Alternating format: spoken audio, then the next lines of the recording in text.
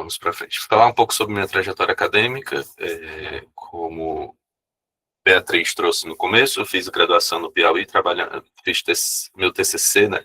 Nem sei se ainda existe esse TCC, mas na minha época, graduei em 2013, bacharelado em Física, estudando atividade neuronal. Agora que eu estou vendo aqui o eixo Y ali, daquele negócio todo louco. Mas, enfim, trabalhando com simulações computacionais de redes de neurônios artificiais, observando a dinâmica coletiva desses neurônios artificiais, né, e a transição do regime caótico para um regime periódico, quando você fazia o PIN, né, quando você grampeava apenas um neurônio específico. Então, eu comecei a entrar no ramo da neurociência, da interdisciplinaridade, ainda na graduação, no meu TCC. A gente publicou um artiguinho sobre isso, só simulação. Fui para a UFPE fazer mestrado em 2013, quando terminei a graduação, terminei em 2015, e a minha contribuição foi estruturar, junto com o professor Pedro, junto com outros colegas, estruturar o laboratório de eletrofisiologia do departamento de física, né? Construindo matrizes, fazendo registros em córtex visual, estruturando o laboratório. O doutorado também foi na UFPE, terminei em 2019, e graças a professor Nivaldo, que trouxe um banco de dados riquíssimo do pós-doc dele em Portugal. A gente conseguiu publicar um paper super interessante e relevante sobre estados corticais e a hipótese do cérebro crítico. E dando continuidade na minha carreira, mudei para os Estados Unidos em 2022 para trabalhar com o professor Udru Shu, que é uma referência na área de criticalidade, e continuo trabalhando. Aqui é interessante essa timeline, porque eu saí de uma coisa totalmente artificial, né? Neurônios artificiais, aprendendo a trabalhar com eletrofisiologia, análise de dados aqui durante o doutorado, culminando aqui com registros de alta densidade em animal camundongos acordados, realizando livres para se comportamento, para se locomover, né? Exibir diversos comportamentos. Então, vamos ver o que vai acontecer para os próximos anos aí. Essa é um pouco da minha trajetória acadêmica. Aqui um pouco do corpo da exposição, do conteúdo que eu vou trazer. Acho que fez sentido quebrar isso em duas partes.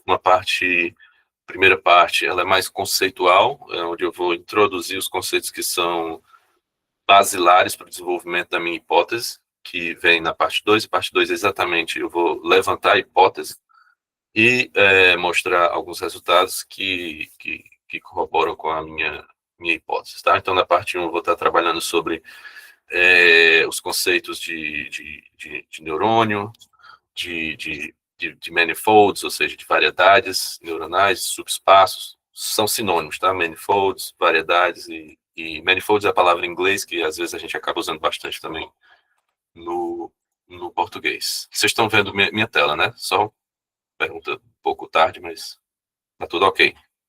Estamos sim. Ok. Então é isso. Então vou introduzir esses conceitos fundamentais e também introduzir a ideia de criticalidade. E na parte 2, os resultados em si.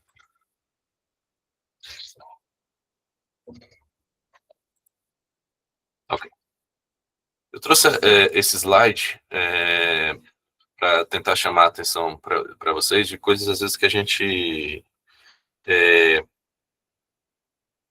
tem como senso comum, né? Como o nosso corpo, esse conjunto de articulações, músculos, sistema nervoso, é capaz de realizar movimentos altamente complexos e ricos em diversas escalas temporais, certo?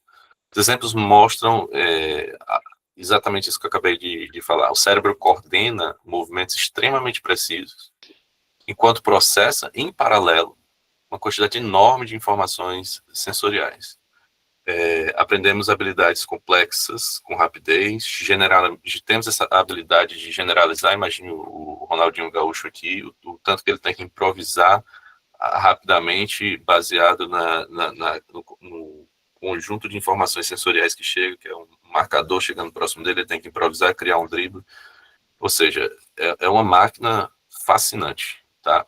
Então, a pergunta central é como é que o sistema nervoso tão complexo, de uma alta dimensionalidade, certo? Que a gente encara cada neurônio como uma dimensão, consegue produzir comportamentos tão coordenados e flexíveis e finos, né? Como em todos esses exemplos aqui, dessa figura.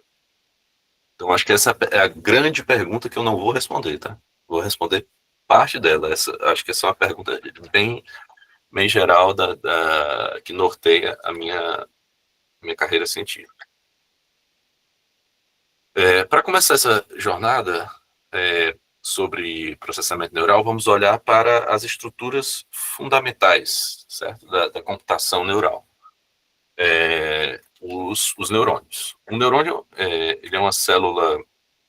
Essa aqui é a parte que vocês devem saber muito melhor do que eu. Uma célula altamente especializada que transmite informação usando sinais elétricos e químicos. Possui 3 partes principais, tá? O corpo celular, que abriga o núcleo, integra sinais que recebe e processa. Os dendritos, ramificações que captam informações de outros neurônios. E o axônio, uma longa projeção por onde sinais elétricos viajam para alcançar outros neurônios, os músculos e etc. O que realmente torna tudo isso interessante é essa comunicação, como essa comunicação ocorre através de impulsos elétricos, né? E esses impulsos elétricos são os chamados potenciais de ação, também muito utilizada a palavra spike, né, em inglês.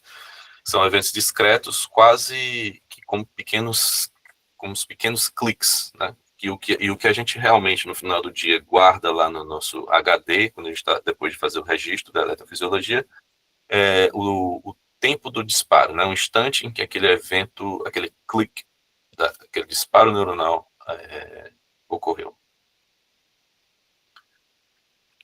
Em uma das primeiras demonstrações de como esses disparos codificam informação veio dos trabalhos clássicos de Huber e Wiesel, acho que não sei se era alemão, nos anos de 1950. Eles registraram a atividade de neurônios individuais no córtex visual de gatos, enquanto apresentavam estímulos simples, como algumas barras luminosas projetadas nessa tela que o animal estava observando. Descobriram uma coisa muito interessante. Alguns neurônios respondiam fortemente apenas a linhas, a barras com orientações específicas. Por exemplo, uma linha vertical ativava um neurônio, enquanto a linha horizontal ativava outro neurônio. Essas células ficaram conhecidas como detectores de características, né? Revelando que o cérebro constrói percepções complexas a partir de elementos simples do campo visual. Esse tipo de resposta é um exemplo clássico de codificação por taxa de disparo, né? Codificação via firing rate. A intensidade da resposta do neurônio indica o quanto aquele estímulo corresponde à sua preferência por aquela determinada característica, certo? Esse achado rendeu a eles o Prêmio Nobel de Fisiologia. Com o avanço das tecnologias de aquisição de atividade neuronal, passamos a observar populações cada vez maiores de neurônios, simultaneamente, tá? Esse gráfico aqui da esquerda mostra essa evolução, certo? Ao longo das décadas. O número de neurônios que conseguimos registrar, ao mesmo tempo, cresce quase que exponencialmente, tá? A partir de 2015, crescendo, tem uma mudança no ritmo bastante acelerado na quantidade de neurônios que você consegue registrar simultaneamente. E isso, obviamente, causa um chacoalho nas ideias, nas concepções que tínhamos nos últimos 70 anos sobre eletrofisiologia, né?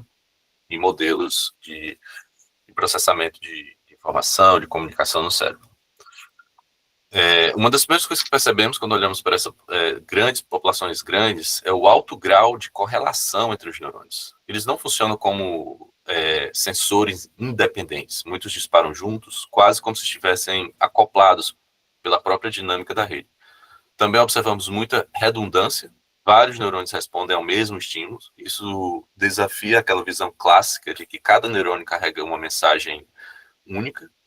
Em vez disso, parece que o cérebro prioriza a robustez, distribuindo informação na rede, né, entre os neurônios. Outro ponto importante é a variabilidade da resposta individual. O mesmo neurônio pode responder de maneira diferente ao mesmo estímulo, ao longo de várias repetições, né? Se você tiver um design experimental onde você tem várias repetições. O que no primeiro momento parece ruído, começa a parecer parte de uma estratégia mais flexível e adaptativa. Quando juntamos tudo isso, correlação, redundância e variabilidade, percebemos que a informação não está no disparo isolado de um único neurônio, tá? Mas sim padrões populacionais moldados pela conectividade da rede. Esses padrões, apesar de viverem num espaço de altíssima dimensionalidade, tá? Porque volto a frisar, cada neurônio é interpretado como uma dimensão do seu sistema. Então, se você chega a registrar 10 mil células simultaneamente, você teria um espaço de uma dimensão de 10 mil, tá?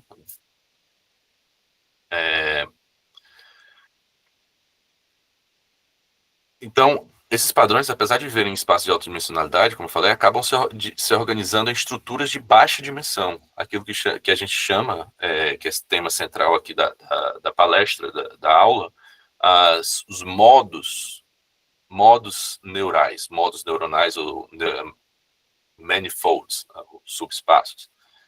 Essa estrutura coletiva que permite o cérebro lidar com tanta complexidade de forma eficiente e resiliente. Aqui eu tenho um vídeo bem legal para mostrar para vocês, mas antes eu queria interagir um pouquinho, que esse negócio aqui fica parecendo que eu estou falando sozinho. É muito estranho esse negócio de aula online.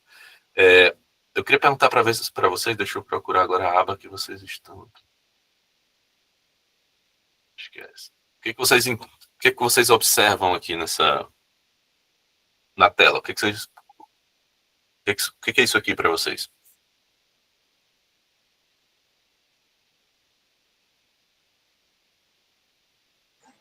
Opa, tá me escutando bem?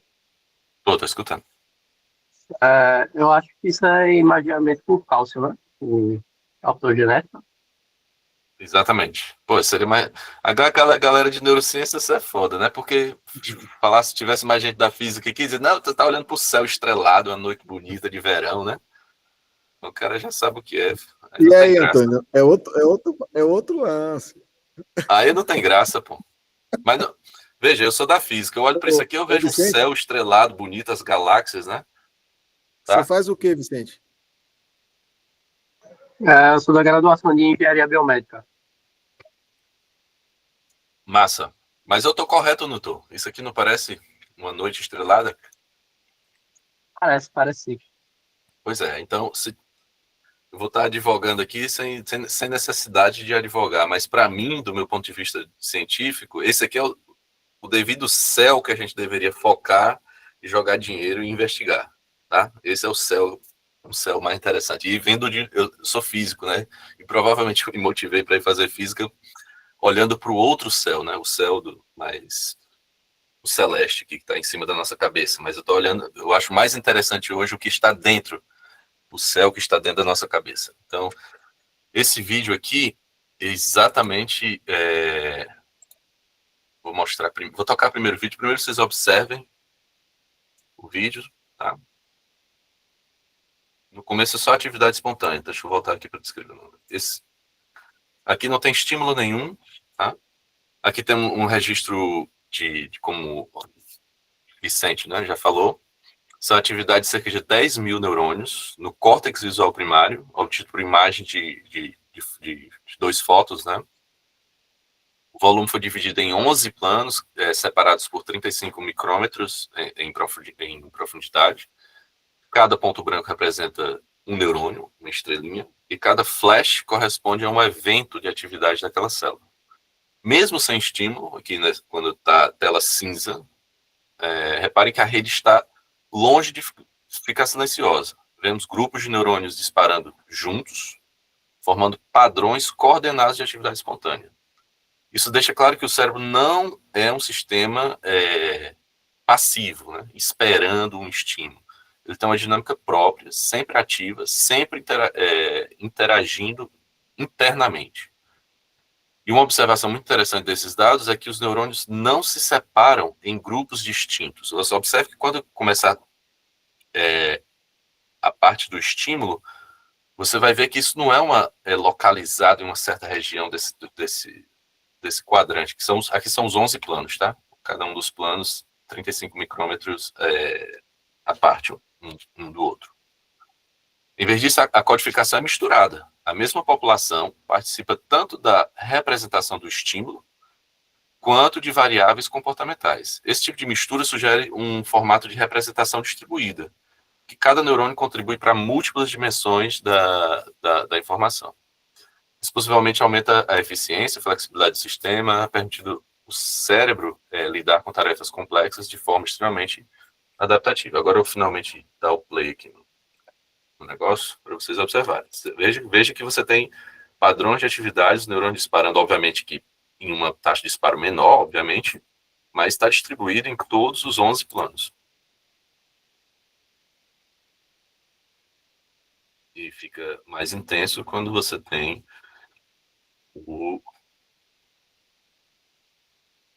a estimulação.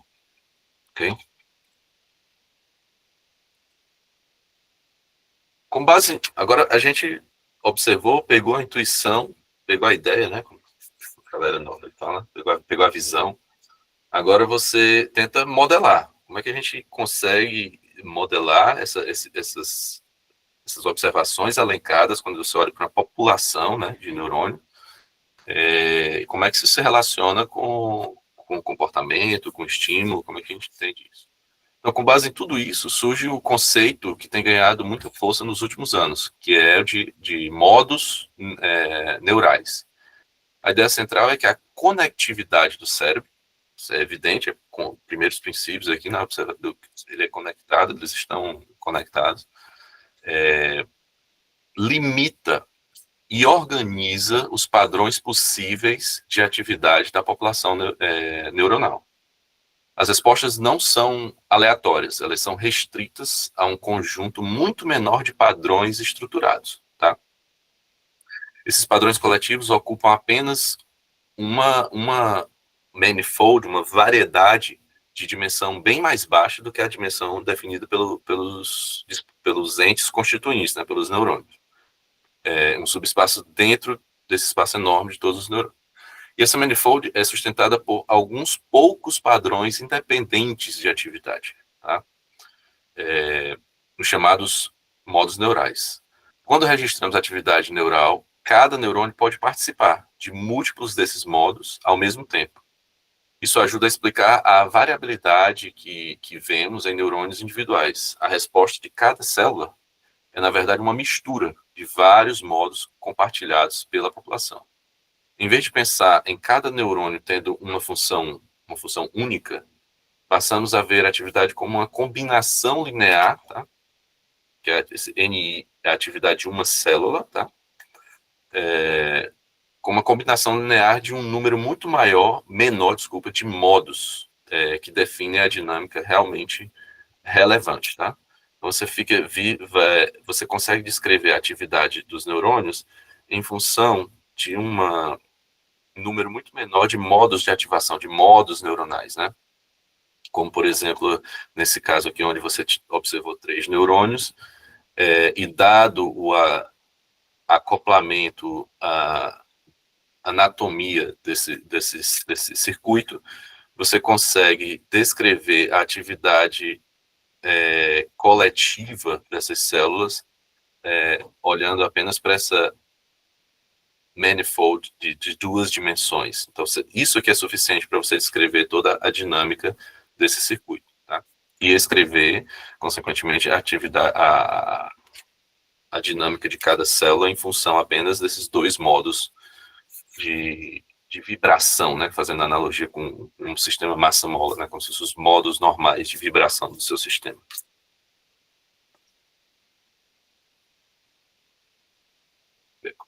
cafezinho.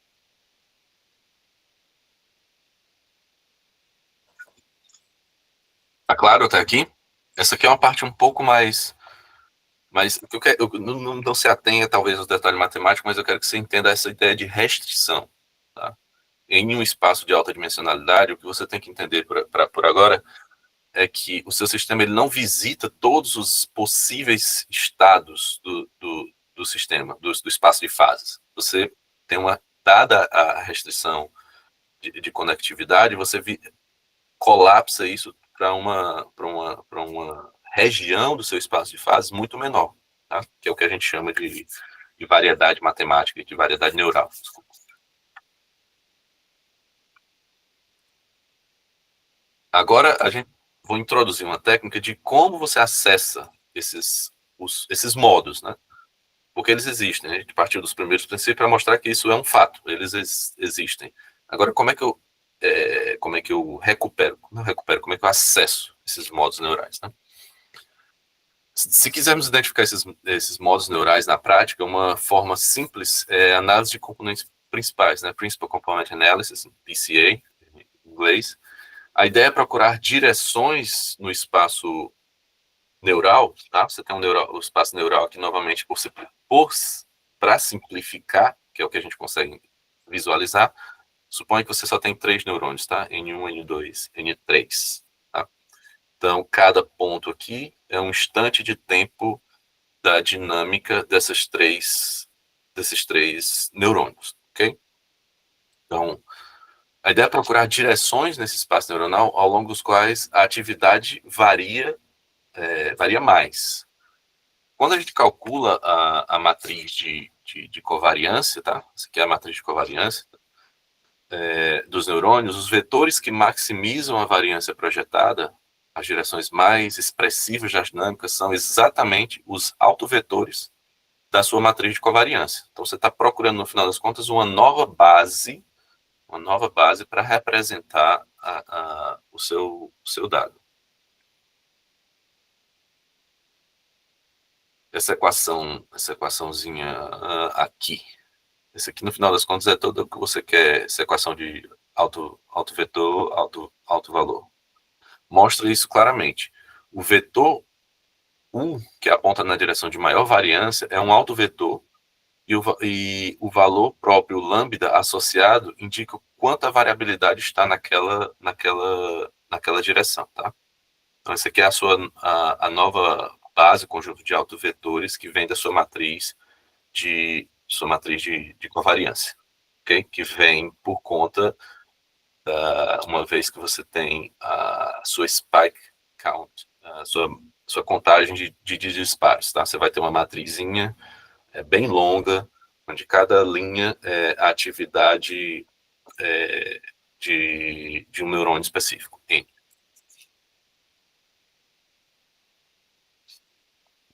O alto vetor de maior alto valor vira o primeiro modo, PC1.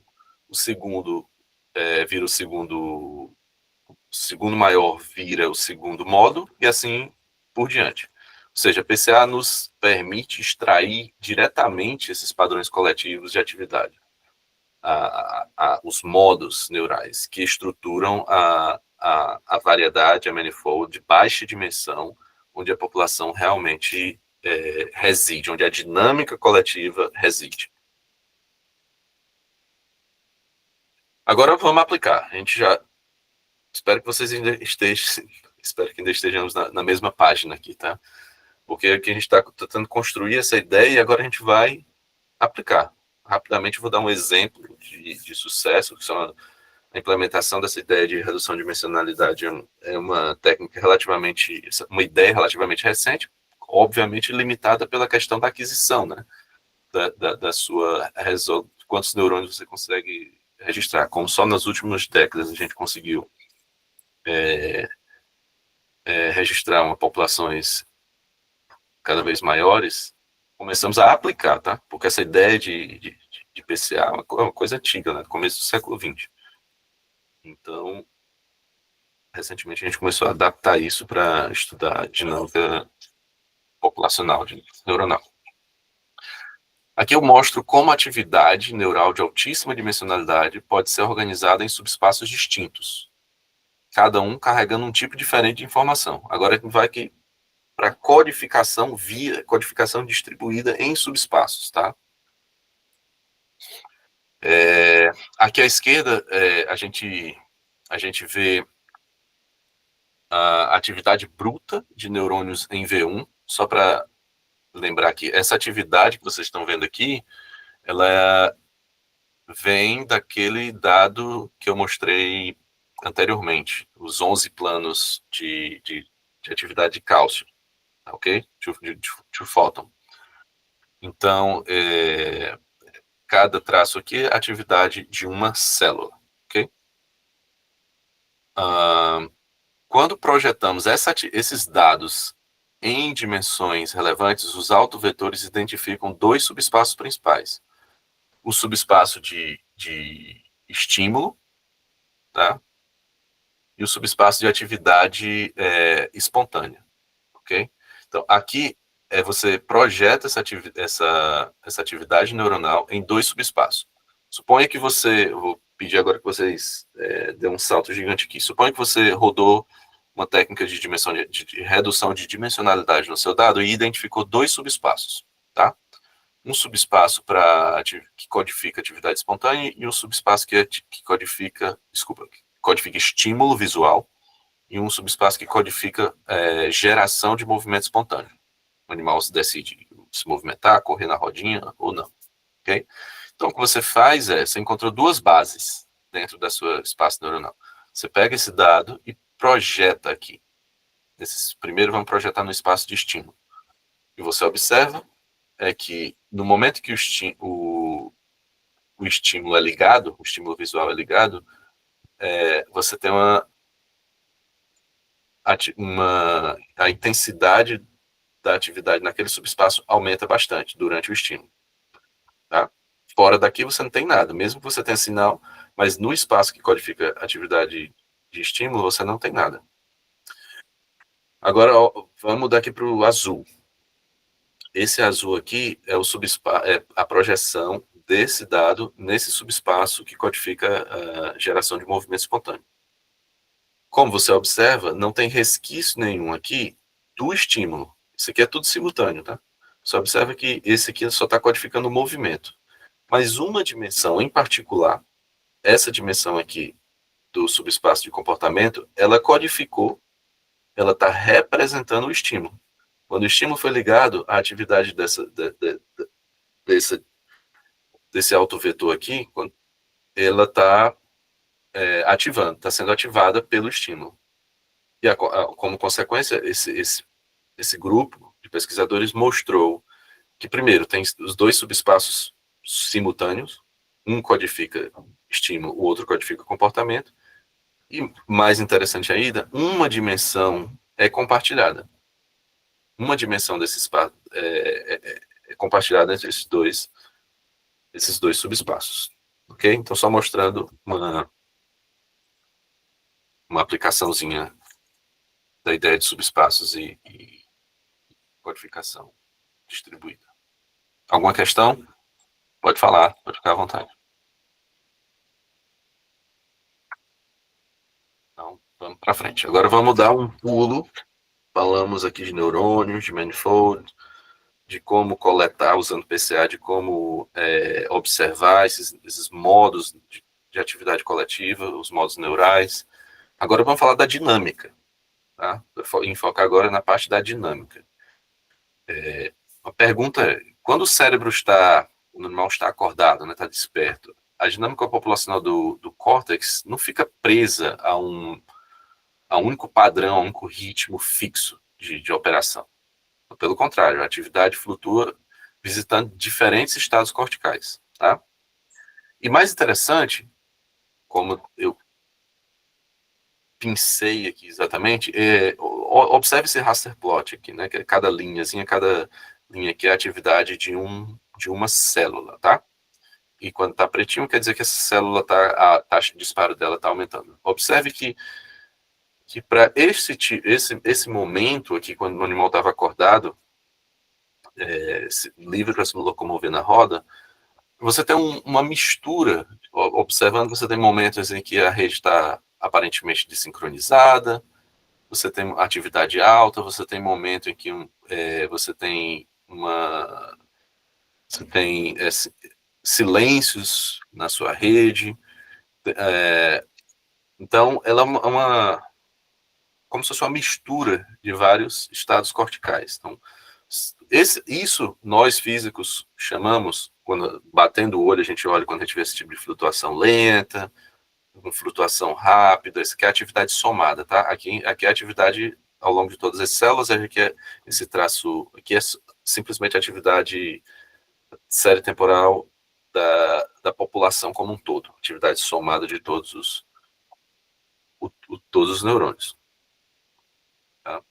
Então, essa combinação de variabilidade e organização é justamente uma assinatura de um regime especial chamada criticalidade. Eu não sei quantos de vocês são familiares com esse conceito. Criticalidade é um estado dinâmico, no qual o sistema, para estado dinâmico, poderia ser desincronizado, poderia ser mais sincronizado. Todos são estados que são bem conhecidos na neurociência de sistema, sincronizado versus desincronizado. Agora, a criticalidade, que é também um modo de operação, uma dinâmica, não é ainda muito famoso a gente está tentando introduzir esse conceito na comunidade de que um possível modo de operação é o da criticalidade, ok? A criticalidade é um estado dinâmico no qual o sistema opera próximo de uma fronteira. Esse aqui é um pouco mais abstrato, mas é como você define, né? É uma fronteira do espaço de parâmetros. Então, se você tem um espaço de parâmetros e se o seu sistema se encontra em um ponto de borda nesse espaço de parâmetros, uma transição, a gente chama esse ponto específico de criticalidade. Nessa condição, vemos propriedades marcantes como variância por escala, correlações temporais de longo alcance, indicando que o comportamento coletivo domina sobre o comportamento das unidades individuais. Essa visão vem de décadas de tentativas por cientistas como Philip Anderson, Kenneth Wilson, mais recentemente o laureado John Hopfield, de aplicar ideias de física estatística a sistemas biológicos complexos. A motivação é simples. Alguns dos fenômenos mais impressionantes da biologia, como memória, percepção, tomada de decisão, surgem de interações coletivas, que não podem ser explicadas olhando para neurônios individualmente, né? Neurônios isolados. Assim, a proposta é que o córtex do animal acordado opera em um regime dinâmico, próximo da criticalidade, um ponto onde o sistema ganha flexibilidade, sensibilidade e capacidade de integrar informação em múltiplas escalas. Tá? Aqui vai uma definiçãozinha um pouco mais formal de criticalidade. Tá? Esse cartoon ele introduz a ideia de criticalidade usando uma analogia com transição de fase de sistemas físicos.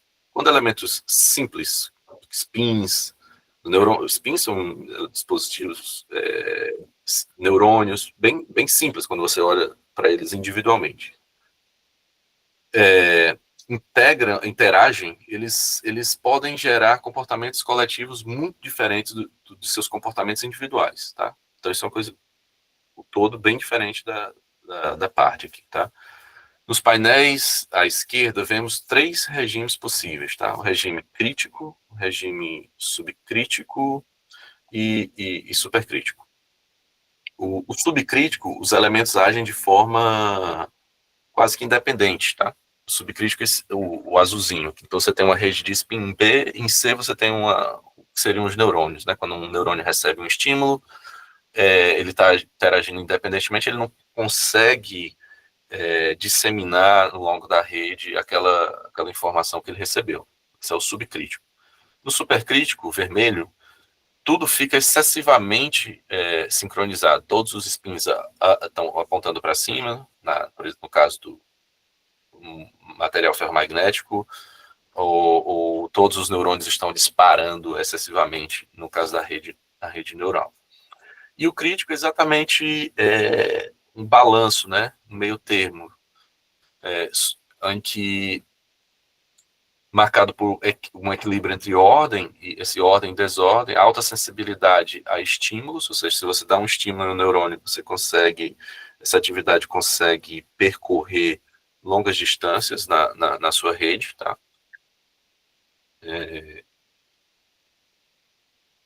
E isso permite respostas rápidas e adaptativas.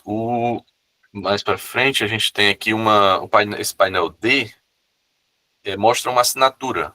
Então, como é que a gente atesta, né, essa tal da criticalidade? O que a gente deve observar em termos de análise para fazer essa reivindicação de que um sistema opera próximo da criticalidade? A invariância por escala. Aqui, as distribuições de uma grandeza, que a gente chama avalanche, segue uma lei de potência. O que a lei de potência indica? Indicando que a dinâmica se repete em diferentes escalas. Tá? Padrão também observado em dados neurais.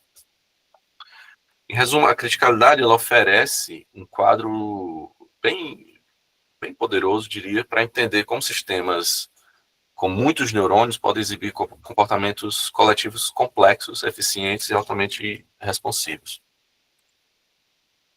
Agora vamos para a evidência de criticalidade no cérebro. Tá? Eu apresentei a ideia do que seria criticalidade e agora vamos às primeiras observações, né, os trabalhos clássicos. O ponto de partida é o trabalho do John Baggs e Dietmar Plans, em 2003, onde eles introduziram o conceito de avalanches neuronais. A ideia é bem simples. Quando você analisa a atividade neuronal em pequenas janelas de tempo, tá? Pequenas janelinhas de tempo aqui, chamada PIN, tá? PIN da sua milissegundos, nesse caso aqui, vemos cascatas de eventos que se propagam pela rede. Essas cascatas podem ser caracterizadas pelo tamanho e pela sua duração, tá? Tamanho e pela duração.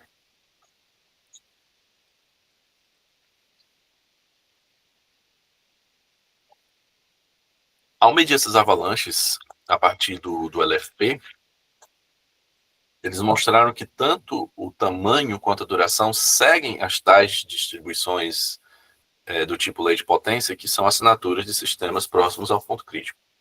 Essa invariância de escala àquela altura, uma das evidências mais fortes de que o sistema estaria nesse ponto crítico. À medida que o tempo foi passando, as análises foram se aprimorando. Friedman e colaboradores, em 2012, identificaram uma segunda relação de escala, tá? Para além das leis de potência, chamada Crackling Noise Relation, que só deve aparecer, de fato, na transição. É um critério ainda mais forte do que apenas observar leis de potência. Isso reforça a hipótese de que os circuitos neurais podem estar realmente próximos da criticalidade. Há ainda também essa reivindicação, né, de que vários trabalhos com fatias, animais anestesiados, eu acho que todos esses trabalhos aqui, eles carecem de serem revisitados em paradigmas experimentais mais complexos, mais robustos, para, de fato, se sustentarem, né? Porque você alega que tem, próximo desse ponto crítico, o cérebro seria dotado de capacidade máxima de transmissão de informação, sensibilidade aumentada a entradas e armazenamento eficiente de informação. Nivaldo, só um parêntese, bem interessante, anteontem recebi um artigo tá um pré-print ainda, mostrando que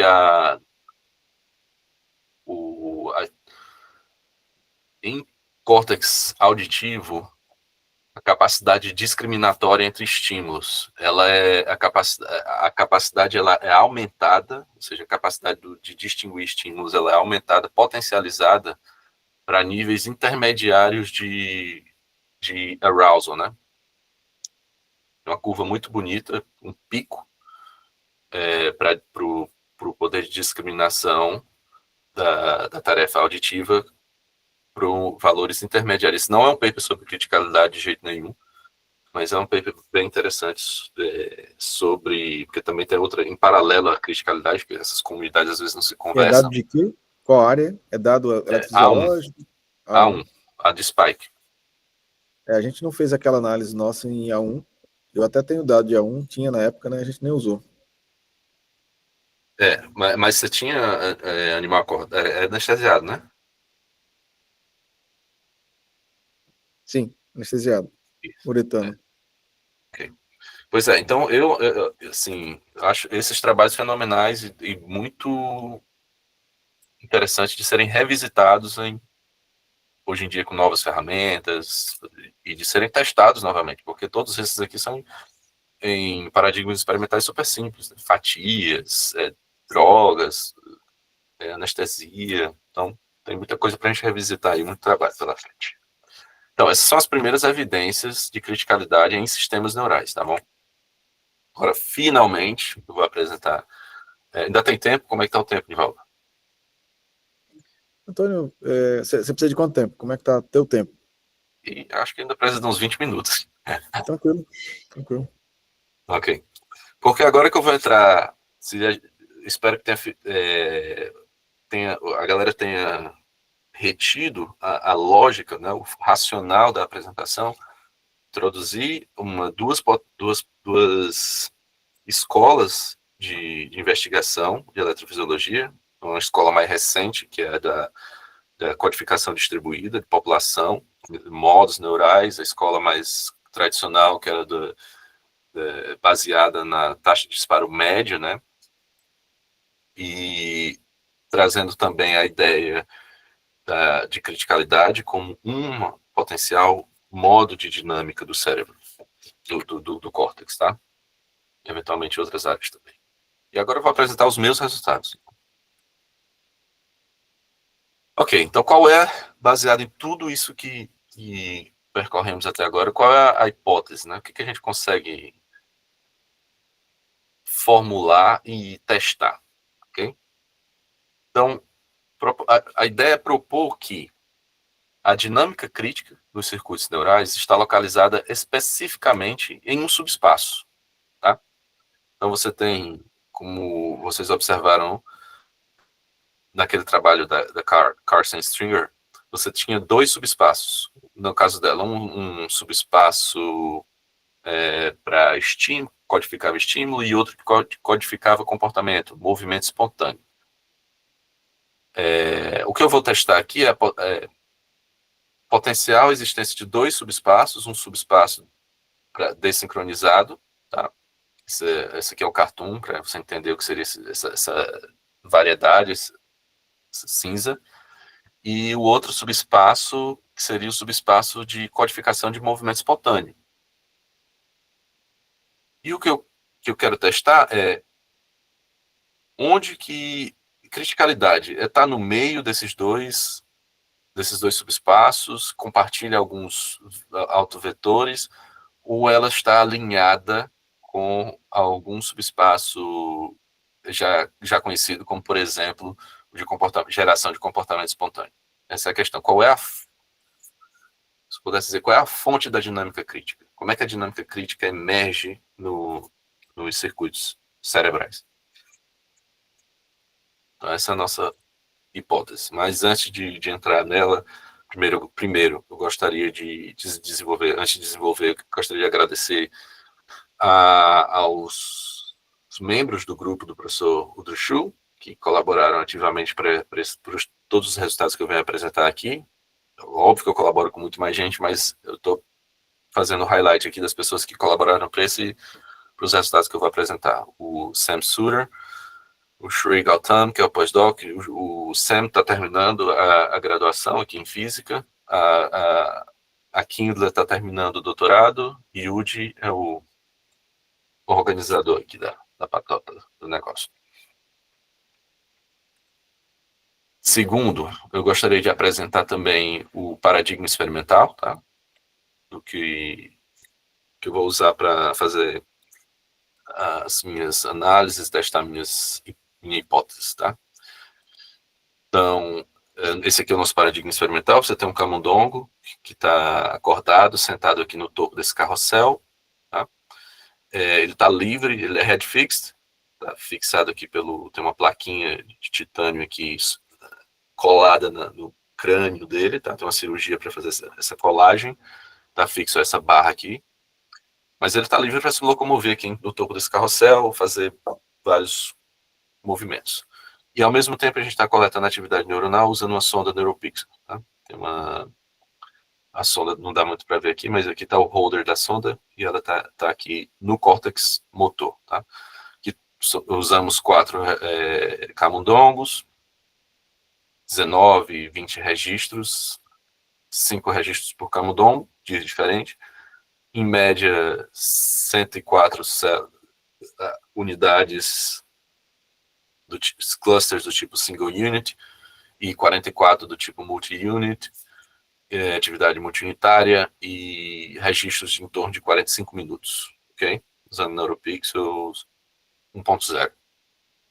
Aqui só para rapidamente, essa traço ciano aqui, azulzinho, é a velocidade do carrossel, tá?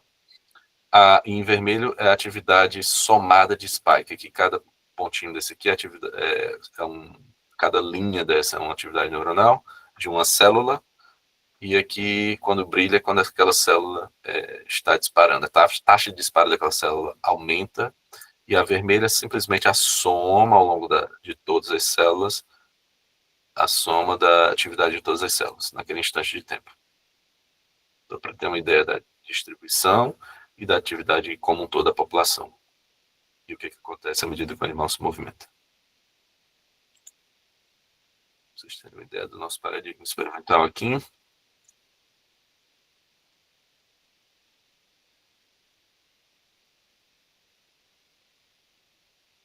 Okay.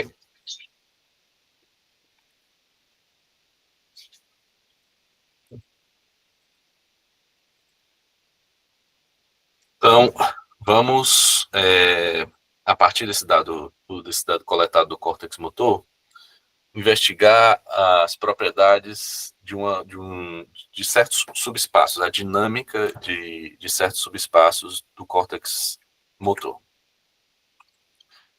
E como é que a gente vai fazer isso? Usando PCA. Tá? Então, a partir da matriz de contagem de disparos num bin de 50 milissegundos, tá? Essa matriz é uma matriz onde falar novamente, cada linha é um neurônio e aqui é um instante de tempo. Cada coluna é um instante de tempo. Quando você tem sua matriz de taxa de disparo, tá?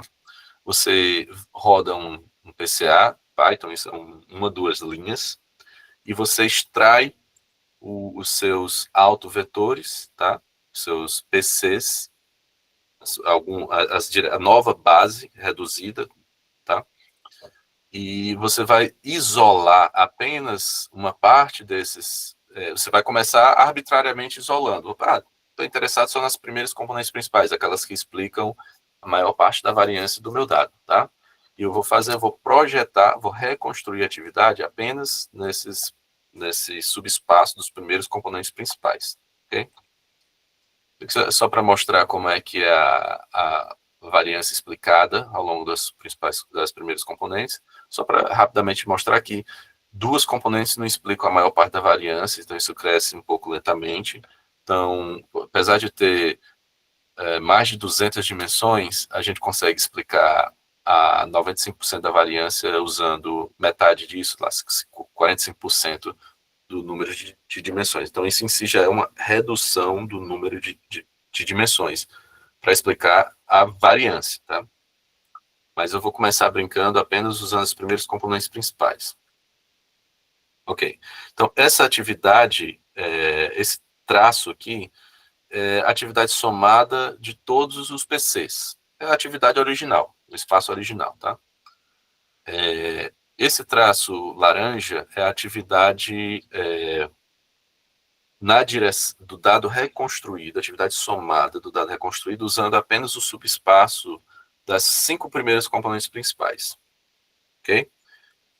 E esse traço unidimensional cinza, ele é basicamente a atividade somada após a reconstrução, em que você removeu as primeiras componentes principais. Você deixou todas as outras componentes e deixou e reconstruiu o dado usando de PC6, nesse caso, até 208, que tinha 208 componentes, tá? Então, você provavelmente aqui está usando a maior parte da variância do seu dado, ok? Então, a ideia foi, ok, eu tenho dois subespaços. Um subespaço das primeiras componentes principais, que tem que coletivamente exibe esse tipo de dinâmica, e esse tipo de dinâmica que é aparentemente desincronizada para o resto dos PCs. Então, vamos fazer os testes de criticalidade, aquelas leis de potência. Quais desses subespaços exibem leis de potência, tá? Então, a gente observou que existem leis de potência em todos, quando você usou todos os PCs, ok? Essa lei de potência roxinha aqui. Quando você filtrou e focou apenas no subespaço definido pelas 5 primeiras componentes principais, você também observou leis de potência com muitas décadas, se expandindo por várias décadas, tanto para tamanho quanto para duração. Tá? E quando você observou o estado que eu estou chamando aqui de desincronizado, por não apresentar nenhuma flutuação lenta, tá? Uma alta coordenação, apenas flutuações rápidas, as leis de potências longas foram bastante reduzidas, tá? Reduzidas e a distribuição começou a empenar.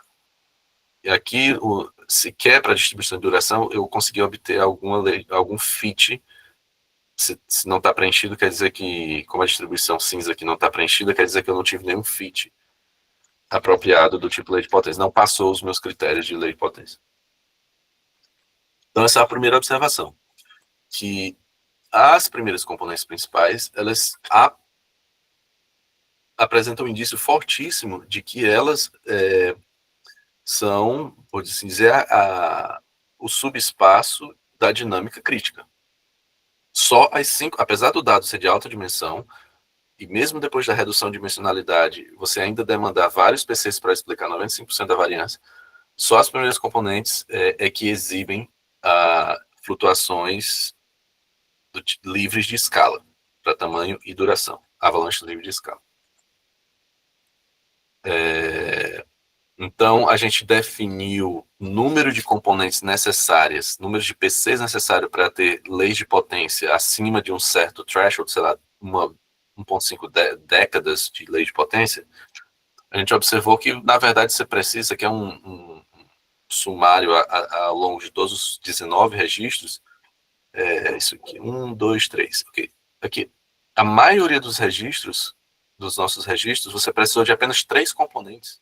Os 3 primeiros componentes principais, pouquíssimos usavam 10 componentes para poder exibir boas leis de potência. Tá? Então, se você observar só os primeiros componentes, você já tem excelentes assinaturas de criticalidade quando olhando para número de décadas de distribuição, de tamanho e duração. Aqui é aquela crackling noise que foi apresentada pelo Friedman e colaboradores, também obedecida, tá? Ela foi observada aqui tanto para os primeiros componentes quanto para o dado completo, mas vale ressaltar que para o desincronizado a gente não consegue observar porque não tinha expoente de duração, tá? Então, sequer você consegue testar a crackling noise para o desincronizado. Esses resultados a gente publicou na revista Science Advances, que é uma revista de primeira prateleira em neurociência de sistemas. Mas, ok, a gente encontrou esses 2 subespaços, o subespaço crítico, os primeiros componentes principais, o subespaço desincronizado, mas e aí? O que eu ganho com isso? Qual é o meu entendimento sobre a biologia do sistema? Tá? Essa foi uma pergunta do referi, um dos referis desse trabalho. Então, o que eu consegui responder para o referi foi fazer uma relação bem simples entre a velocidade do carrossel. O carrossel é dirigido pelo animal, então isso é uma medida indireta do comportamento do animal. Eu fiz simplesmente a correlação entre a velocidade do carrossel e a atividade da população desses dois subespaços, o crítico e o desincronizado. E como resultado dessa correlação, observei que o subespaço crítico ele apresenta uma certa correlação baixa, né? Isso aqui é dado de grupo, tá? Ao longo dos 19 registros, mas apresenta alguma correlação com o subespaço crítico. Observe que por que é baixo? Porque observe que a população aqui com belíssimas flutuações aqui de largas amplitudes, mas quando você olha para o carrossel aqui, não tem nada. Talvez, primeira hipótese, porque a velocidade no capture não seja um indicativo mais adequado do comportamento do animal. Talvez tenha outras variáveis comportamentais que a gente deva olhar, que quando a gente olhe para elas e faça correlação com a atividade somada do subespaço crítico, aí essa correlação vai mais para cima. Beleza? E com desincronizado não tem correlação alguma, né? Mediana aqui próximo de zero. Então essa foi a nossa maneira bem rasa ainda de fazer essa abordagem, de propor alguma relação com o comportamento. Veja que aqui eu não consegui dizer muita coisa sobre qual é a relação entre dinâmica crítica e comportamento espontâneo do animal. Comportamento olhando só para a velocidade do animal.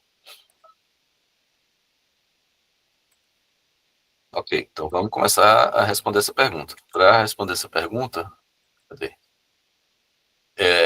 Eu vou olhar para um dado comportamental mais fino, não apenas vou me ater ao velocidade do carrossel. Eu estou olhando agora para um dado. Aqui tem o meu dado neuronal, novamente. Nesse registro específico tem mais de 300 células, tá? Aqui é a atividade somada, somo um determinado bin, atividade da rede do meu circuito. E aqui eu tenho dados comportamentais bem mais finos. Tenho o dado da pupila do animal, essa série temporal aqui, laranjinha amarela, é a pupila do animal. E esses W1, W2, W3, W4 eles fazem o rastreio do movimento, da velocidade das vibrícias. Eu faço um rastreamento usando Deep Lab Cut, que não vem ao caso aqui falar agora, mas é uma técnica de computação Machine Vision, que você consegue fazer o rastreamento usando aprendizagem profundo de uma determinada parte do corpo do animal que você escolhe. Tá? Então, esse aqui, agora eu tenho dado bem mais fino sobre o comportamento, ok? Dado de vibrícia. Vibrícias são uma parte fundamental no sistema sensorial de como o animal navega pelo ambiente, tá? Importantíssimo para ele. Então, vamos dar uma olhada nisso. Ok, qual seria fazer a correlação da variável comportamental com a atividade somada? Aqui, vamos lá, vamos deixar a coisa mais robusta. Vamos para uma abordagem mais robusta, né? Coisa mais interessante. E, novamente, no universo de técnicas de dimensão, de redução de dimensionalidade, existe essa outra técnica chamada Canonical Correlation Analysis, análise de correlações canônicas, tá? Em que, basicamente, nessa técnica, vou tentar ir rápido aqui, você tem dois conjuntos de dados. O dado neuronal, você já sabe como você pode rodar um PCA e identificar uma determinada direção baseado na variância, mas a variância, PCA, eu diria que é agnóstico, ele não tem compromisso com biologia nenhum, ele só é uma técnica que olha para a variância, buscar dimensões baseadas na variância, mas ele não explica qual é a fonte daquela variância, certo? E você tem o dado que você monta o seu conjunto de características, agora, em vez de ser atividade neuronal, como você tem para o dado neuronal, N1, N2, N3, é a taxa de disparo de neurônio, você tem dados comportamentais, onde B1 pode ser pupila, B2 pode ser dados da velocidade do carrossel, B3, e aí por diante. Você pode colocar velocidade das vibrícias do animal, posição XY das vibrícias. Você pode desenhar esse seu dataset comportamental aqui da maneira como você quiser. E a ideia é que você vai definir uma certa direção. Você pode dar uma direção arbitrária aqui dentro do subespaço comportamental e vou projetar o meu dado comportamental nessa direção. Vou pegar uma direção aleatória. E esse aqui é o dado projetado naquela direção, esse verdinho, tá? Você vai reescrever essa dinâmica CC1 aqui em termos dos seus B1, B2 e B3 com esses coeficientes A, B e C, né? O mesmo você vai fazer para o dado neuronal. Você vai pegar uma certa direção, projetar o seu dado nessa direção e a resultante dessas projeções você vai calcular uma correlação entre elas, tá? E você vai usar isso, em vez de maximizar a variância aqui, você vai tentar maximizar a correlação entre essas duas projeções, tá? E assim você vai construir, baseado na correlação, você vai construir uma nova base dentro do espaço de comportamento e uma nova base dentro do espaço neuronal, ok?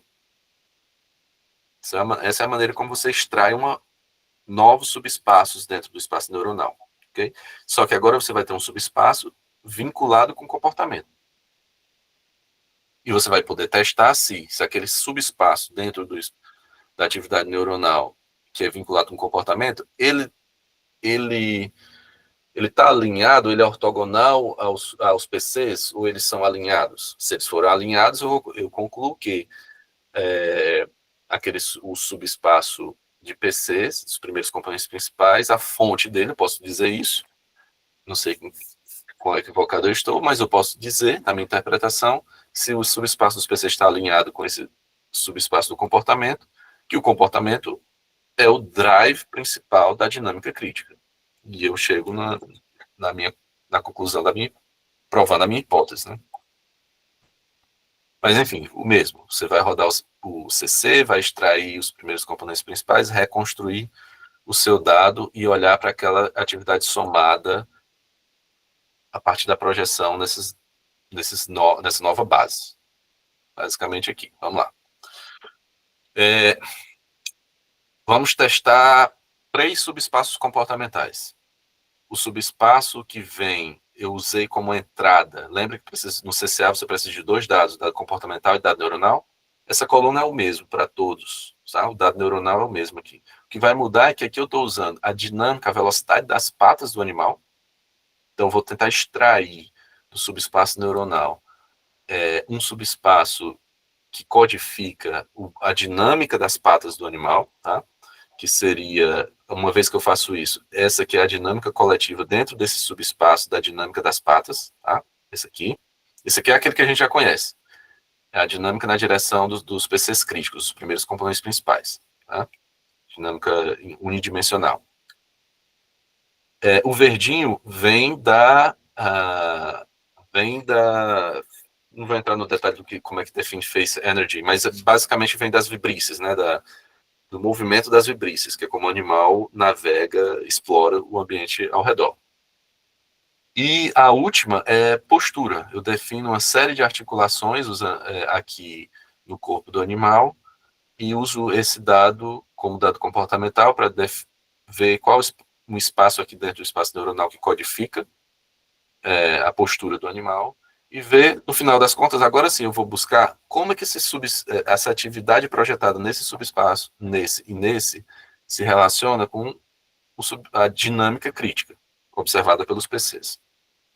Simplesmente eu vou fazer a correlação entre todas essas séries temporais. E aqui tem uma matrizinha que, por exemplo, nessa primeira linha, me dá a correlação entre a dinâmica crítica dos PCs e a dinâmica do subespaço neuronal que codifica a dinâmica das patas, uma correlação de 0,65. Já a correlação do PC crítico com o subespaço neuronal que codifica as vibrícias, 0,56. Todas são correlações razoavelmente... A menor foi para a postura. Tá? Então, o subespaço crítico estava menos alinhado com aquele subespaço neuronal que codifica a postura do animal. Tá bom? e assim por diante. O próximo passo foi testar em cada uma dessas séries temporais aqui o teste padrão de avalanche, né? Observar as distribuições de tamanho e duração, o mais básico. Então, aqui, essa azul é o que a gente já tinha conhecimento, que é a distribuição de tamanho e duração para o dado projetado nos primeiros componentes principais. Novamente, exibe quase 4 décadas de lei de potência. Não é trivial você ter uma lei de potência se expandindo por várias décadas, tá bom? Essa é a primeira observação que vale mencionar. Isso também foi observado para a dinâmica no subespaço que codifica o movimento das patas, também para subespaço que codifica as vibrícias, e a lei de potência mais pobrezinha, né, foi para a questão da postura, que é a que menos se correlaciona, como a gente viu aqui, a que menos se correlaciona com os PCs críticos. Aqui é apenas um sumário do número de décadas que você tem a lei de potência, e aqui apresenta maior número de décadas, tanto de tamanho quanto duração, de todos próximos, foi o subespaço que codifica as vibrícias, que é como o animal navega no ambiente. Então, primeiro, do meu ponto de vista, eu consigo mostrar que existe um certo alinhamento entre os PCs críticos que foi observado naquele artigo e o subespaço que codifica o movimento das vibrícias, o movimento da facial do animal em geral, e mais, esse subespaço é o que exibe as leis de potências mais robustas. Com isso, eu concluo que a navegação, a geração de movimento espontâneo do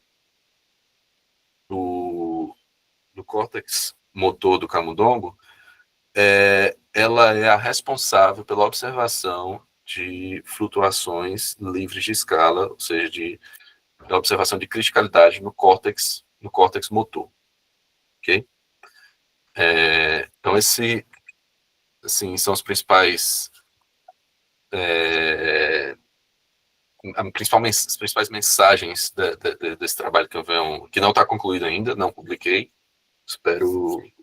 É um trabalho bem, bem longo, muitos datasets, está querendo fazer um trabalho bem robusto. Então, só fazendo um highlight aqui, o subespaço crítico, ele é gerado pelas primeiras componentes principais, tá? Segundo, o subespaço desincronizado, eles coexiste com a dinâmica crítica. A gente não sabe ainda qual seria um benefício desse espaço desincronizado. Pode ter várias hipóteses aí, pode ser para codificação de estímulo, tá? Não é para geração de movimento, porque eles estão ortogonais. O terceiro, que é a dinâmica crítica no subespaço, essa dinâmica crítica, como falei, ela está altamente alinhada com o subespaço que gera o movimento espontâneo. E gostaria de finalizar com essa frase bem inspiradora do Daniel Popper, que é um pesquisador nessa área de geração de movimento.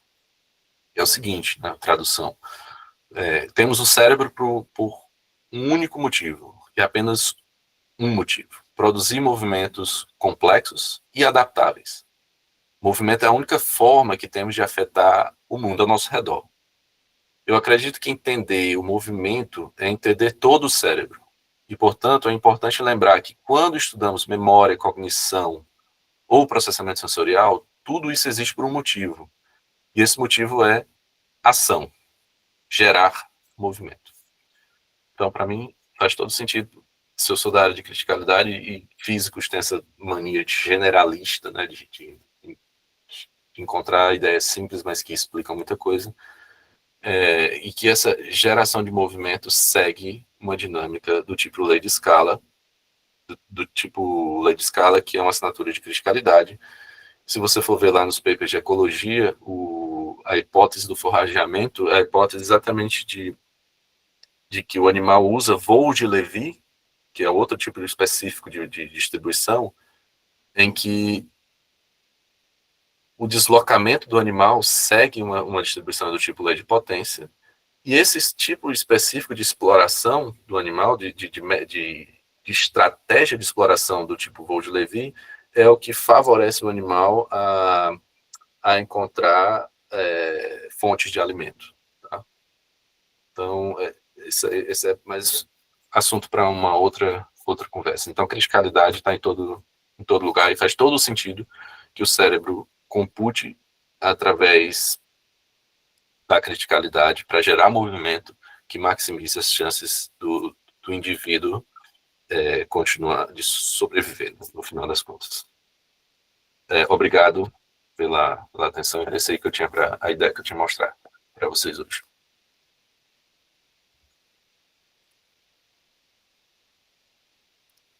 Já tem alguém aí que não estou vendo assim. Todo mundo fugiu. Olha, Antônio, boa tarde. Tá me ouvindo? Tô. Anne, você tá por aí?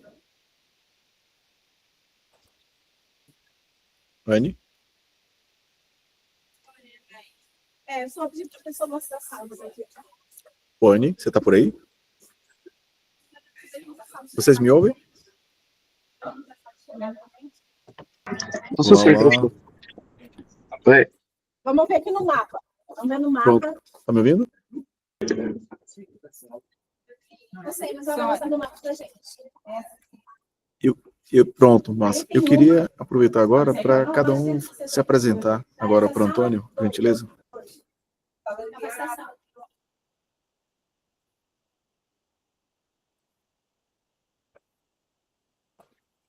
Renzo? Eu posso começar? Tá.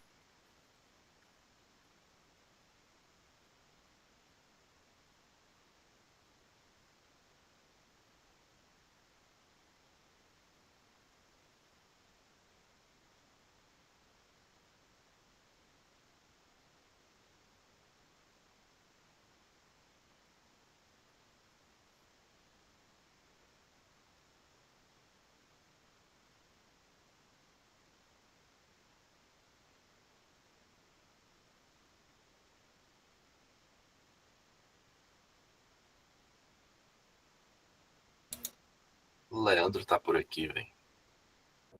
Claro, sou um eu tô te grande ouvindo, fã do Antônio. Eu Aproveitando só o chego momento, nos últimos 5 Leandro. minutos. Eu pergunto o que eu falei, Leandro. Eu não sei, não. Você falou coisas incríveis sobre criticalidade, sobre movimento das fibrisas, manifold. Coisa bonita. Sou seu maior fã. Eu queria que todo mundo aqui se apresentasse. Eu vou chamar primeiro o pessoal mais distante, o pessoal da Universidade do Minho, Juliana. Juliana, você quer falar um pouquinho? Olá, eu não sei se vou conseguir. Peraí, deixa eu ver se a câmara consegue colaborar. Mas vocês conseguem me ouvir? Estão-me a conseguir ouvir? Sim. Sim, Ok, sim. pronto, então. Como o Nival disse, eu sou da Universidade do Minho, estou a fazer doutoramento aqui, trabalho com comportamento social e com dor crónica e também tenho registros de eletrofisiologia em freely moving, no caso são local fields, e por isso tenho interesse em perceber um bocadinho mais sobre a análise, sobre o que é que eu posso fazer com os dados que tenho, e pronto, e é basicamente isso.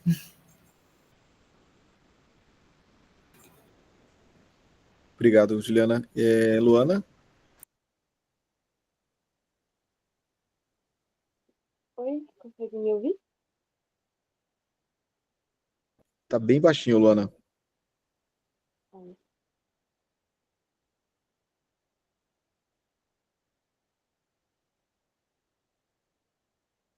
Agora ficou melhor? Agora sim. Eu sou estudante de engenharia biomédica da graduação e atualmente eu tô no intercâmbio para duplo diploma na Polytech Marseille, na França. Eu acho que Qual o teu interesse em neuro? sim. Eu era sou um pouco ainda, né, da iniciação científica de neuroengenharia, com o Nivaldo. E aqui na França eu fiz um estágio também no laboratório de neurociências sobre neurociência computacional na análise da relação entre o campo visual e o movimento. E no Brasil eu estudei o campo visual. Campos receptivos visuais. Isso. Massa. Vicente,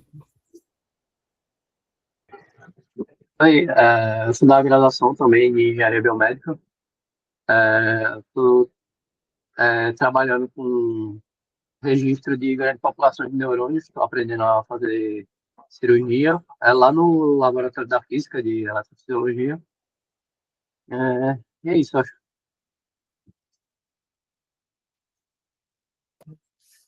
massa. Vicente, na tua IC, qual foi a contribuição? O qual está sendo Assim, naquela primeira parte? sim, eu trabalhei também com qualificação de recompensa no córtex visual primário.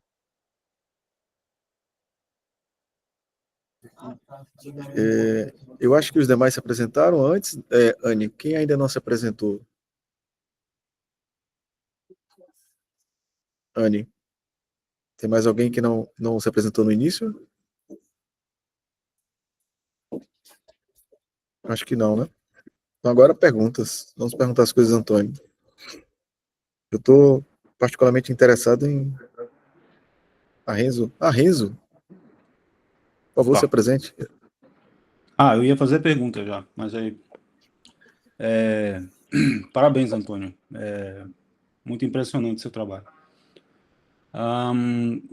Eu trabalhei no mestrado com EEG e detecção da existência de sintaxe musical, né?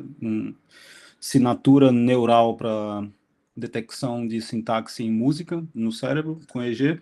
Aí depois eu fui para fMRI, onde eu pesquisei distúrbios motores, né? Então achei muito interessante esse seu fechamento aí, falando da questão do movimento. Eu tô nos finalmente de escrever o paper sobre a parte de resting state fMRI, analisando o Tourette, né? Eu achei, me veio muitas ideias, porque, obviamente, acho que com 99% da humanidade, eu sou alheio aos conceitos de criticalidade, né? Então, enquanto você estava falando... 99,9. 0,9, né? Mas me corrija se esse assumption é certo, de que a criticalidade, ela... Veja se eu entendi. Ela marca o ponto quando o cérebro está mais flexível e eficiente, seria isso? Quando ele está num estado ótimo de transmissão ou de... Isso são alegações. São Justamente. expectativas. Há evidências para isso, mas como eu falei, são evidências ainda o que eu chamo de escola. Está gravando isso aqui, né, Nivaldo? Então eu vou procurar palavras melhores para falar. São evidências do começo. Criticalidade é uma ideia. Criticalidade no cérebro tem 20 anos, 20 e poucos anos, tá? Sim. Então tem a primeira. A gente está começando a reescrever a história de criticalidade. Primeiro porque as técnicas de registro avançaram. Então isso é uma coisa, você vai testar isso em paradigmas experimentais cada vez mais robustos. Mas toda essa questão de flexibilidade, transmissão de informação, foram testadas no começo, na primeira parte dos primeiros 10 anos, quando a hipótese foi desenvolvendo, em paradigmas experimentais, como eu falei, muito simples, tipo slice, né, fatias de cérebro, ou anestesia, animais com anestesia. Então, eu ainda espero testar todas essas alegações que se espera, porque você testa esse modelo, tá? Você pega um modelo que é próximo do ponto crítico, você, de fato, Mauro publicou um Nature Physics em 2006 com isso, né? Mostrando que a faixa dinâmica é maximizada quando o modelo está próximo do ponto crítico, tá? Então, são intuições de modelo que a gente tenta trazer para o cérebro. O que a gente, de fato, observa são essas assinaturas de criticalidade, como lei de potência, relações de escala entre os expoentes dessas leis de potência. Isso que de fato a gente observa e diz assim, eu acho que ali tem uma dinâmica interessante, uma dinâmica onde não tem uma escala característica. Aí vem a segunda parte. Se em modelo você observa esses benefícios, então o cérebro também, que é um sistema altamente complexo, flexível, adaptável, então o cérebro é crítico. Certo. Desculpe, eu tenho uma segunda pergunta. Ok, pode. Agora eu estou trabalhando com resting state, né, de novo, fMRI, mas só que com estresse. Então, o indivíduo está parado lá, deitado. A gente sabe que por aquele, não sei se você é da área de functional connectivity, mas a gente sabe, Bisval em 86, ele tem aquele paper que mostra que, mesmo em repouso, a funcionalidade de uma região guarda uma correlação fortíssima com outras regiões que lhes são ligadas em termos de função, né? Por exemplo, o córtex motor direito, ele vai ter uma altíssima correlação com o córtex motor esquerdo, mesmo em estado de repouso, certo? Ok. Está lá disparando, né? Como? E está lá funcionando, está lá tá lá disparando funcionando, continuamente. Mas a pessoa mesmo sem usar, né? Uhum. E aí, meu ponto, Antônio, e que eu achei fascinante no seu trabalho, é o que você, publicando um Science sobre criticalidade, poderia antever que em um estado de repouso a criticalidade poderia mapear?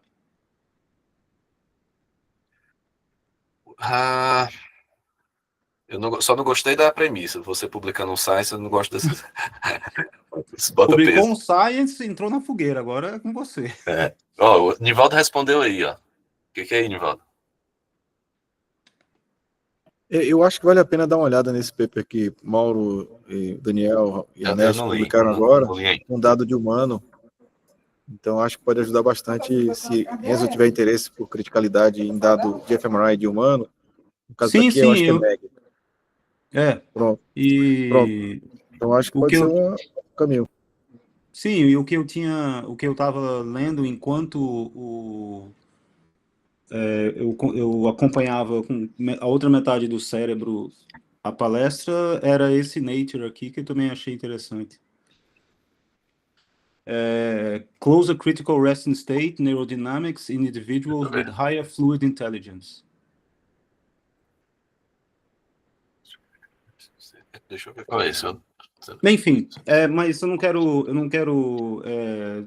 monopolizar, Antônio, mas só para saber assim, o que está me dizendo, né? Se eu conseguir de forma successfully, né, com sucesso, medir a criticalidade, que visivelmente você, separando as dimensionalidades com PCA, é realmente muito palpável. O que isso está me traduzindo? Bem, eu não sei responder essa pergunta precisamente. O que eu posso dizer é assim, a minha intuição, tá? É de que você vai ter esse modo de ativação coletiva, modo crítico. Você vai ter isso lá, e nem sempre isso vai ser recrutado para o movimento. Eu posso até ir mais fundo e dizer assim que esse tipo de computação neuronal que leva a uma dinâmica crítica, ele foi... o cérebro aprendeu ao longo da evolução a computar dessa maneira. E ele aprendeu porque ele precisava se locomover. Tá? Então, se você parte da premissa que a primeira coisa que um organismo precisa fazer é se mover para procurar comida, e ele precisa de um circuito neuronal para computar aquilo, né, para gerar o movimento, ele não tinha memória, ele não tinha porra nenhuma, né? Não tinha olho, não tinha nada. Mas ele tinha o primeiro circuito, mais 500 milhões de anos atrás, né? Ele tinha lá um circuitinho bem simples para botar o bicho para se mover na direção de comida ou se afastar. Então, acho que aí é a raiz da coisa, né? Ele aprendeu que a estratégia que se ele se deslocasse através de voo de Levi, tá? Era mais eficiente para ele encontrar comida, tá? Para explorar o landscape desafiador lá da natureza, né? Então ele foi e aprendeu esse tipo de computação nos organismos mais básicos, mais primitivos. Então, tá, que se você olhar uma bactéria, a bactéria ela se desloca num espaço escasso de comida, ela vai se deslocar com deslocamentos, tamanhos de deslocamento que seguem a distribuição do tipo Vaux-Levy, né? Então, mas vamos lá. Então, para mim, a ideia é que essa computação, ela ficou, eu vou usar as palavras de Nivaldo, é uma computação vestigial, né? Uma coisa que a gente foi herdando ao longo da evolução, e outros sistemas foram se apropriando desse tipo de computação. Outros circuitos mais robustos, mais complexos, foram se apropriando disso.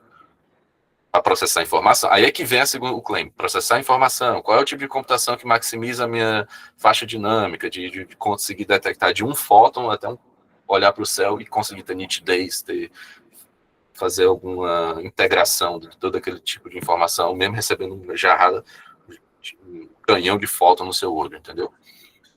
Então, o que eu acho é que essa dinâmica, ela é uma dinâmica inerente dos circuitos neuronais. E que nem sempre ela vem à tona, ela pode ficar escondida. Em um subespaço, os subespaços podem ficar escondidos.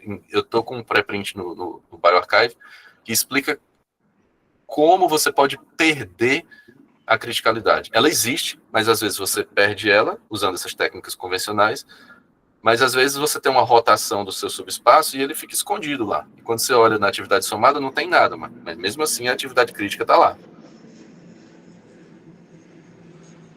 Não sei se eu respondi a sua pergunta, mas em resumo, mesmo no estado para ser mais preciso, mesmo no estado de repouso, eu espero ainda que a computação crítica, você observe, seja capaz de observar. Ele talvez esteja escondido, né?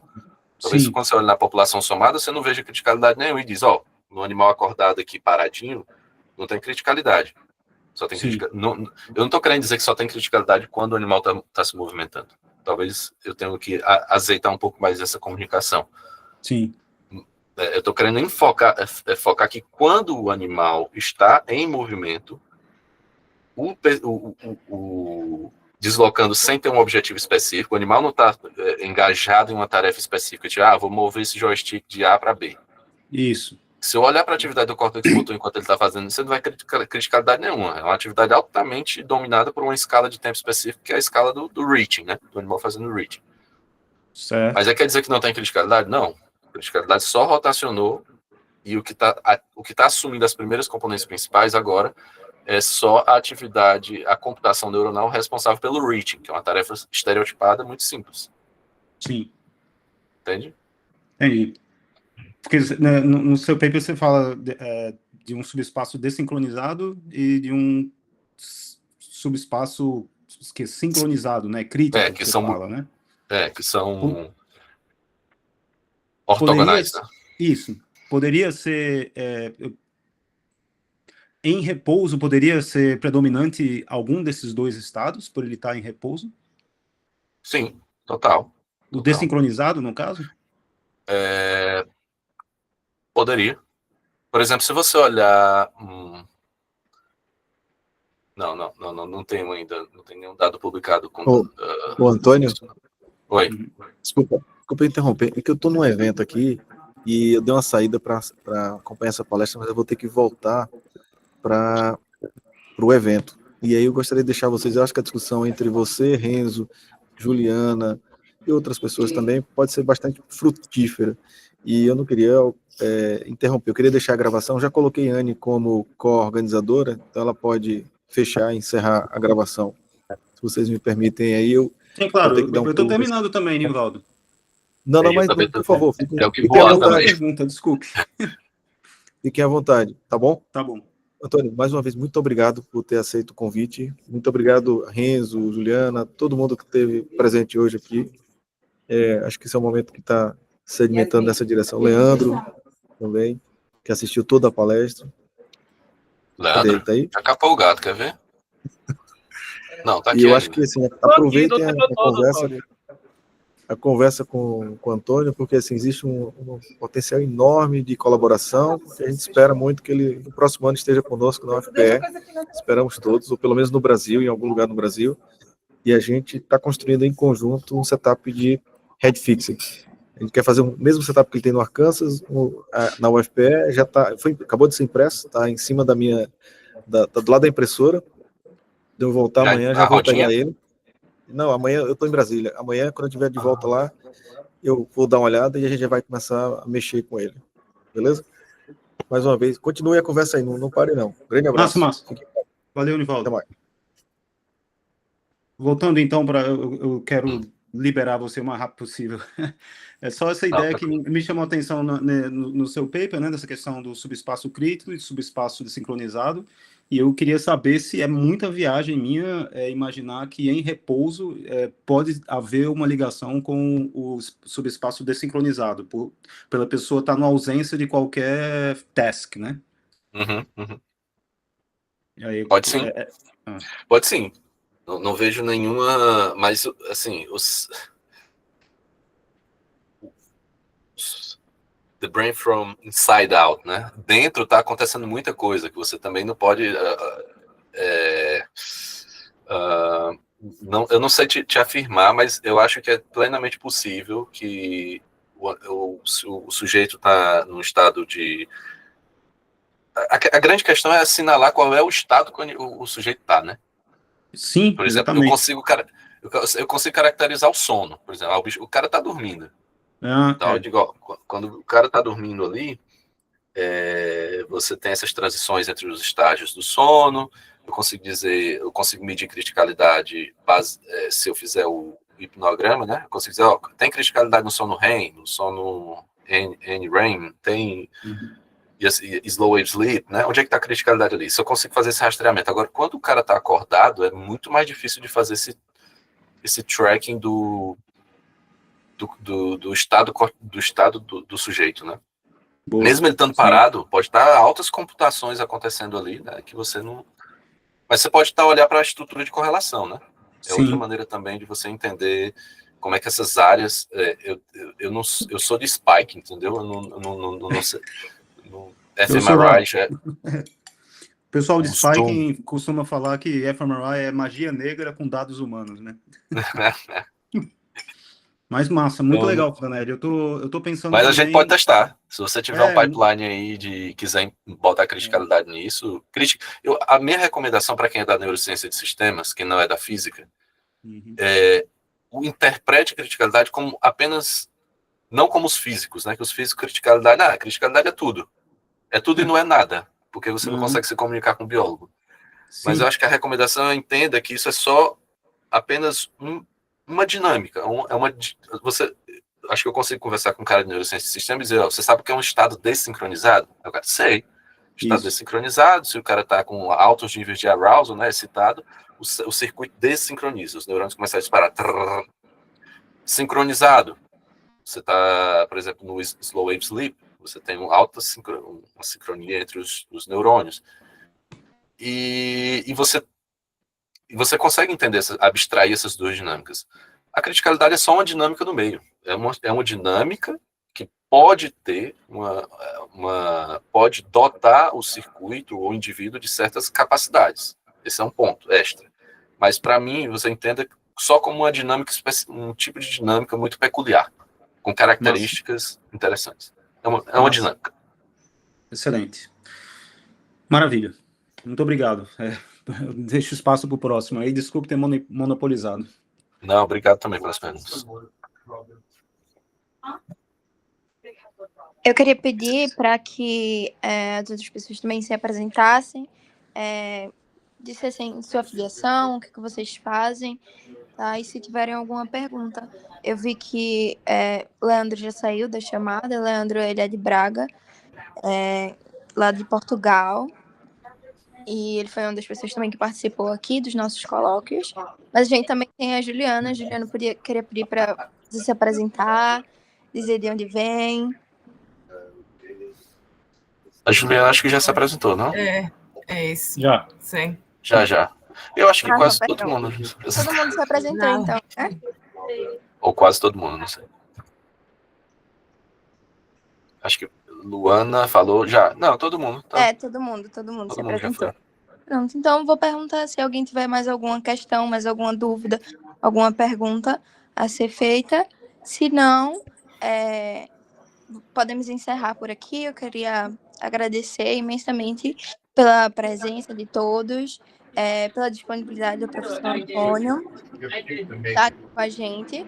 Essa disciplina de colóquios é uma disciplina que tem sido muito proveitosa para a gente, tem sido uma disciplina que tem trazido experiências novas para alunos de diferentes locais e tem sido muito gratificante receber brasileiros ou portugueses, como a gente já teve por aqui, na nossa disciplina e poder aprender um pouco mais. Então, gostaria de agradecer imensamente em nome de todos os alunos, e de todos os participantes.